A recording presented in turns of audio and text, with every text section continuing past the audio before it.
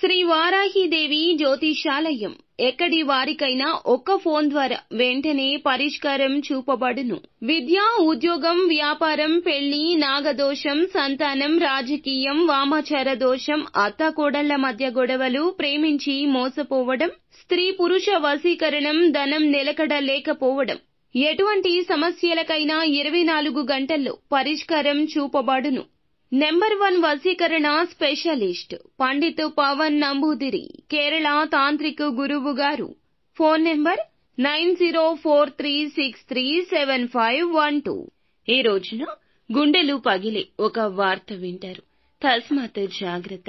ఎందుకు అంటే ఈ రోజున గ్రహ గోచర స్థితి ఈ విధంగా మీకు మార్పుదల జరగబోతుంది.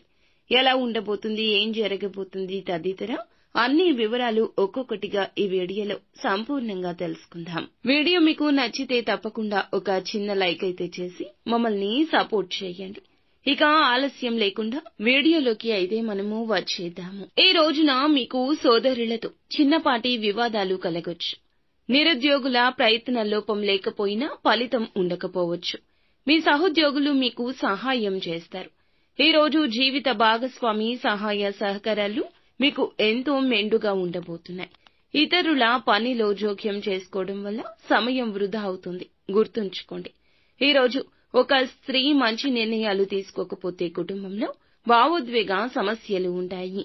ప్రయాణాల్లో అనవసరమైన ఖర్చులను నియంత్రించడం అత్యవసరము. భార్యాభర్తల మధ్య కమ్యూనికేషన్ ఉన్నప్పుడు వారి సంబంధం మరింత దృఢమవుతుంది. ఈ రాశి వారికి భవిష్యత్తులో మంచి నిర్ణయాలు, ఫలితాలు తీసుకోవడానికి భాగస్వామి సహాయం అందిస్తోంది. ఈ రాశి వారు పూజలు చేసుకోవడం, నిత్యం భగవంతుని నామస్మరణ చేయడం, కష్ట సమయంలో దేవుని కృప, సమాధానం దొరుకుతుంది.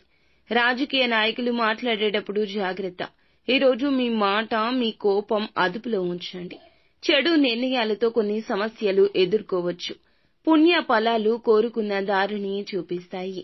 సమాజానికి ఉపయోగకరమైన పనులు చేయడం వల్ల మంచి కర్మలు పుష్కలంగా మంచి ప్రయాణం చేయగలుగుతారు. ఈ రోజు ధైర్యంగా ఉండడం వల్ల ఆత్మవిశ్వాసం పెరుగుతుంది.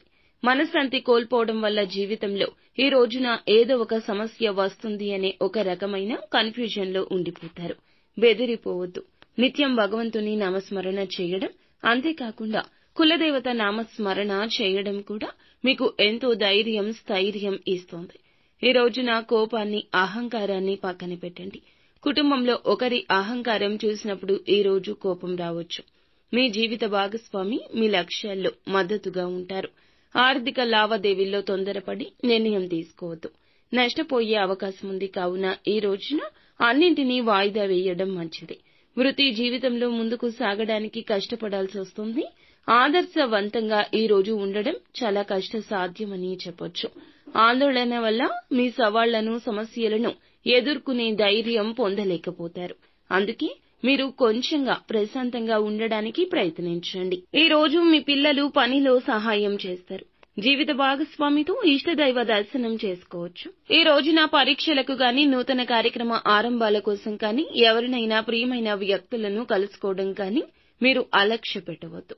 ముందుకు సాగిపోండి. మీ పని బాధ్యత మీరే తీసుకోండి. పక్క వారి మీద బాధ్యత మోపే ప్రయత్నం చేయొద్దు. నిత్యం శివారాధన చేసుకోండి. అంతా మంచి జరుగుతుంది.